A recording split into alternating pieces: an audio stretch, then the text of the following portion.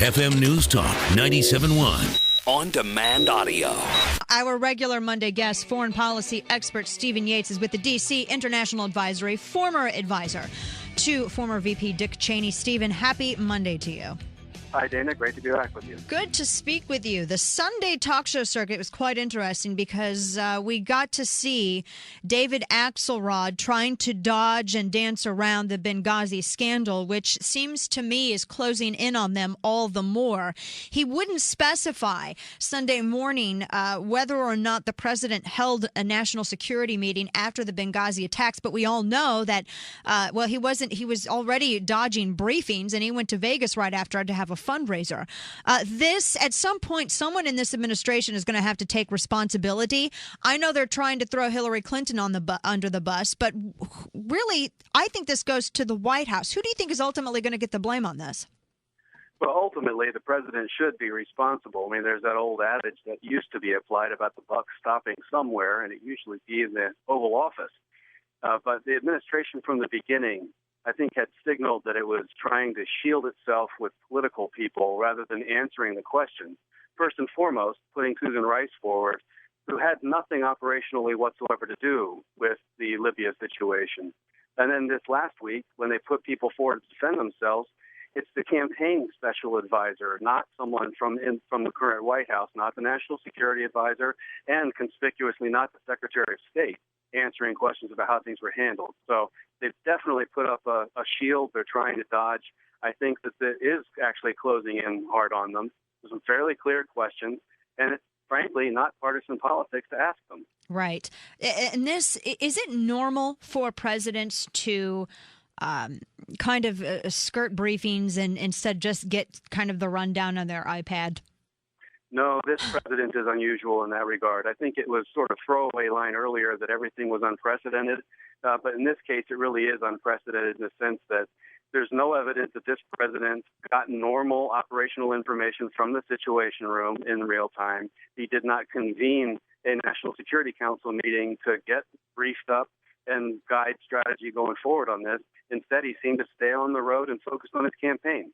Right. Well, and I've certainly never seen any other president or recall any kind of headline circulating around a president that just, I'm just going to read it on my iPad. I don't need these advisors. I don't need to take advice from anyone. I don't think Hillary Clinton is going to go quietly under that bus. I know that's something David Axelrod and other Obama surrogates tried to press forward with on Sunday morning, but this is not something I don't think that it's wise for them to take on the Clintons so close to an election. What say you? What say you on this? I think you're absolutely right. And I think when it comes down to it, if you want to ask who most Americans think is more trustworthy and respected, David Axelrod or Hillary Clinton, it's not a close contest.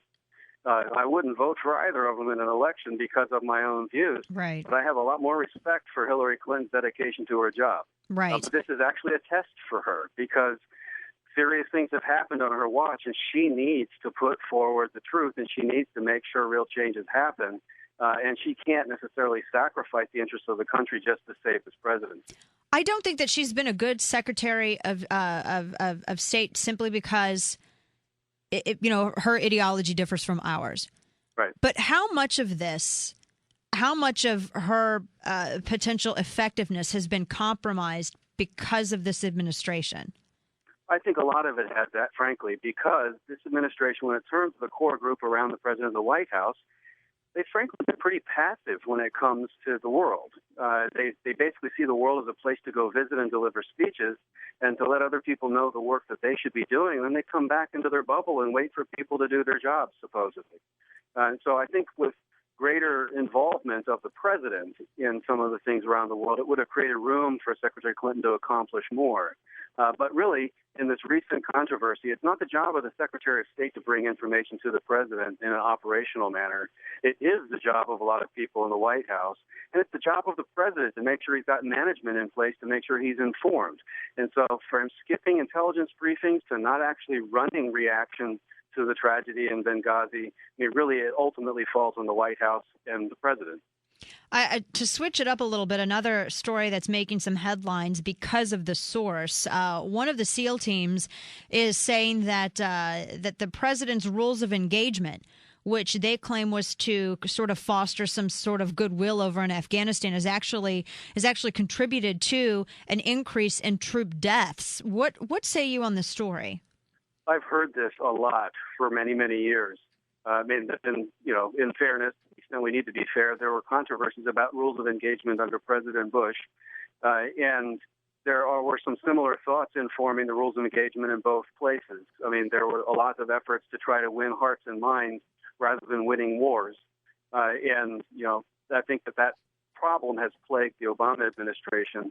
Now, I don't get into what the rules of engagement are or are not, but I think it's fair to say that the president signaled strategically in 2009 in December at West Point that he didn't look to victory, he looked to exit when it came to Afghanistan. And I think that, more than any rules of engagement, have put us at risk. Now, pulling back, whether you're able to shoot in a conflict, say if you're rushed by a mob at the Egyptian embassy or our embassy in Tripoli or consulates, it's quite possible that they have some strict rules of engagement. Yeah.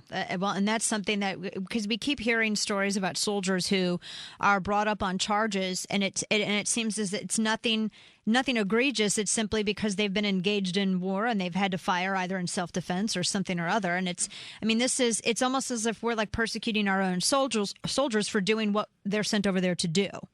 Right. Alan West has been a champion of a group of guys who have been prosecuted on things that come down to these rules of engagement. He knows every detail about the situation, is quite effective advocate on their behalf. But I think a lot of people just sort of lose track that we're asking for very young, albeit well-trained and very disciplined people to go into impossible situations and behave with perfect professionalism and precision.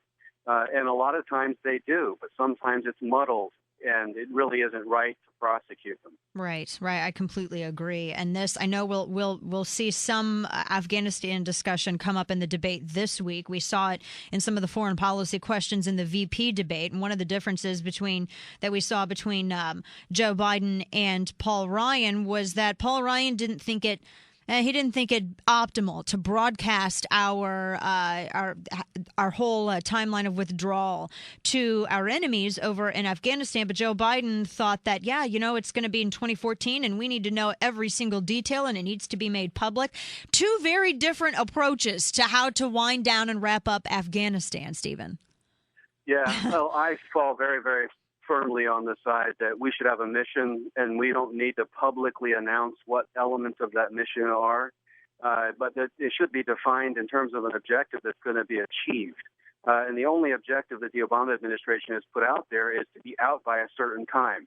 And I think that they are honest in saying that they intend to meet that. Paul Ryan, I thought, was pretty effective in what he was saying. The one area I would quibble with is he basically said, I don't agree with putting the timeline out there, but I agree with the timeline. So I'm not entirely sure where they're going to go on Afghanistan. But really, by the time they're inaugurated, most of this will be so far in train that really the challenge for our Romney administration is looking at the turmoil across the broader Middle East.